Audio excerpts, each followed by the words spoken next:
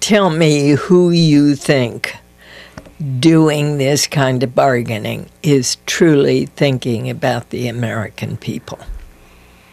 Look, I don't want to presume motive, but I will say this. I think that President Obama and John Boehner are more in keeping with where the American people are. And it's fascinating to watch these two men.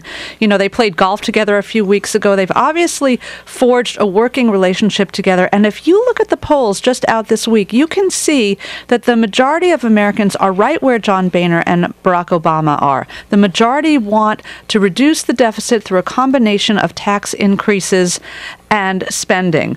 58% in the Washington Post poll published the other day said their leaders were not doing enough to strike a deal. So obviously, the public wants the leaders to work harder at striking a deal. Fully 80% of the public dissatisfied or angry about the way the federal government is working. You know, a lot of people out there in America, I think, are tearing their hair out at Washington.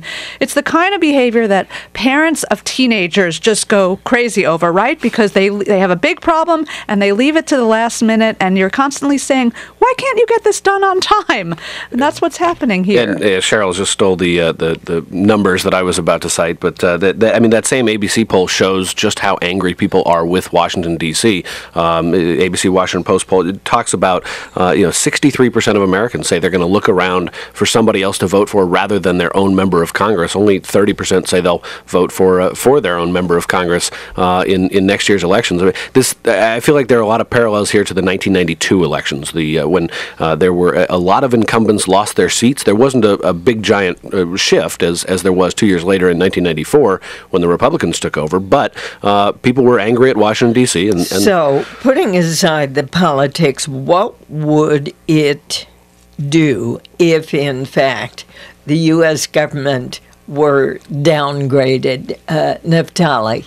Well, I mean, I think almost everybody agrees it would be a disaster, and the ripple effects would be enormous. I mean, we're seeing that a little bit because some states are now being warned that they may be downgraded simply because they're so reliant on the federal government. But I mean, interest rates would go up for almost everybody. The stock market would go down.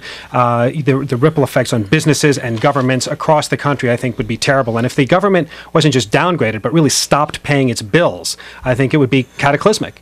And that's what people are saying. But one of the dynamics you're seeing is that I think, particularly on the part of the House freshmen, they're used to not trusting authority. They it's almost like an inherent principle with them that they can't trust people who are elites. And so I think that that's one reason that it's been difficult for their party leaders to persuade them that this really would be a big deal if we defaulted on August 2nd. I do think that's changing a little bit, but it's part of the challenge.